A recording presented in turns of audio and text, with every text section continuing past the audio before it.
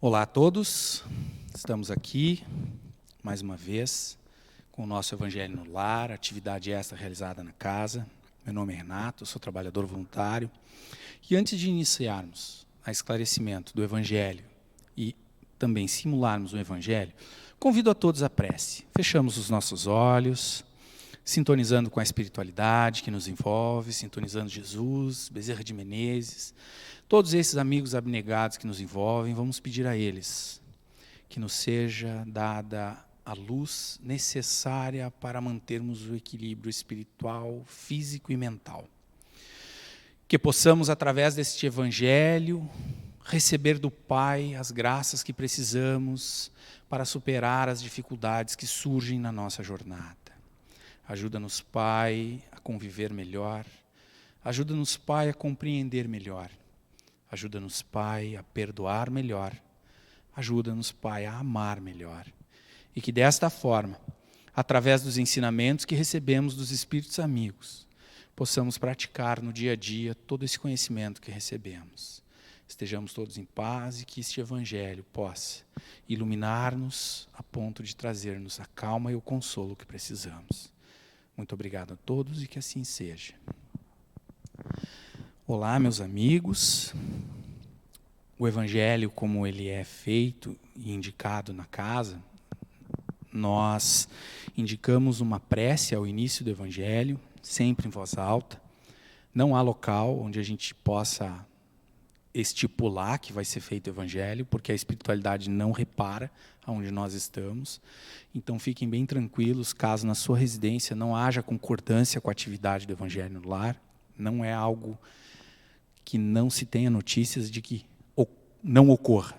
Porque, sim, somos espíritos que estamos juntos para progredir, uns, muitas vezes, contrário a outros, e sabemos que pode ser impactante ou até mesmo contraditório em casa. Então, o Evangelho ele tem que ser feito sem imposição, sem briga, sem nenhum tipo de forçar que o outro, não querendo participar, participe. Então, seja diplomático e permita, então, que o outro escolha participar ou não com você.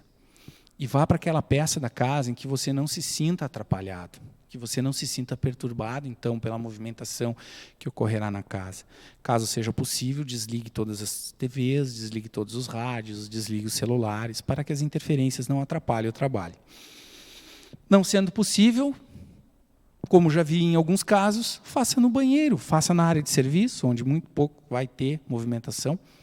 O espírito que está com você, amigo, não reparará nisso, porque para ele o ambiente é o mesmo, é o único ambiente espiritual que é o que conta. E aí é o seu organismo que vai determinar o seu pensamento. Feita a prece, indicamos a leitura do Evangelho. Indicamos a leitura de um item do Evangelho. Normalmente se diz, abra aleatoriamente, para que a espiritualidade lhe ajude, lhe intua, lhe traga aquele ensinamento para o momento. Porque muitas vezes é isso que acontece. Nós não estamos nos sentindo muito bem, nós estamos pedindo uma resposta para alguma situação que acontece. Ao abrir o Evangelho ao acaso, a resposta vem. E não é o acaso. É o dedo de Deus pressionando o papel no local certo, para que então possamos ler o assunto. E o nosso, ao acaso, caiu no item 24 do capítulo 4, que é: ninguém poderá ver o reino de Deus, se não nascer de novo. Instruções dos Espíritos, limite da encarnação. O item 24 é uma pergunta que foi feita. Quais os limites da encarnação? E os Espíritos responderam. São Luís responde a Kardec: a bem dizer, a encarnação carece de limites precisamente traçados. Se tivermos em vista apenas o envoltório que constitui o corpo do espírito, dado que a materialidade desse envoltório diminui à proporção que o espírito se purifica. Em certos mundos mais adiantados do que a Terra, já ele é menos compacto, menos pesado e menos grosseiro, e por conseguinte menos sujeito às vicissitudes. Em grau mais elevado, é diáfano e quase fluídico, vai desmaterializando-se de grau em grau e acaba por se confundir com o perispírito. Conforme o mundo que é levado a viver, o espírito reveste um envoltório apropriado à natureza desse mundo. E São Luís encerrar dizendo assim, ó. Deve também considerar-se que no estado de desencarnado, isto é, no intervalo das existências corporais, a situação do espírito guarda relação com a natureza do mundo a que o liga o grau de seu adiantamento. Assim, na erraticidade, é ele mais ou menos ditoso, livre e esclarecido, conforme está mais ou menos desmaterializado. Então, quando lemos quais os limites da encarnação, e aí é importante que a gente conclua percebendo que a encarnação é quando há o libertar-se, né? Não, na verdade, quando há o entrar-se no corpo físico, isso é uma encarnação. Porém, como nós não temos uma única, são várias, chamamos de reencarnação. E não há previamente um limite, como bem disse o Espírito São Luís, para os espíritos, porque muitos desconhecemos de como é a encarnação de um espírito superior. Não temos condição de compreender qual é a tenacidade desse corpo físico, qual é a função que este organismo, naquele mundo a qual ele, espírito superior, espírito puro, precisa estar lá. Lembrando-nos que o perispírito é o meio do caminho entre o espírito e o corpo físico que ele habitará. Então, se nós iniciamos a nossa trajetória no mundo primitivo e vamos até os mundos superiores, nosso perispírito vai se tornando mais sutil à medida em que vamos evoluindo. E qual é o limite? Quando eu chegar num mundo superior, como se dá? Pois é, vamos ficar pensando como se dá. Se Deus propõe que o trabalho seja feito sempre, sem cessar, e Jesus nos disse que o Pai não descansa, que o Pai trabalha incessantemente, então certamente nós teremos, como espíritos alcançando o nível de superiores, muito trabalho. Teremos, como Jesus, talvez a responsabilidade de cuidar de um planeta, talvez a responsabilidade de mantermos-nos à frente de uma grande criação, de um grande número de irmãos humanos da humanidade. Porque a humanidade não é da Terra, a humanidade é do universo. Somos chamados seres humanos que habitam todo o universo. Estamos terráqueos hoje.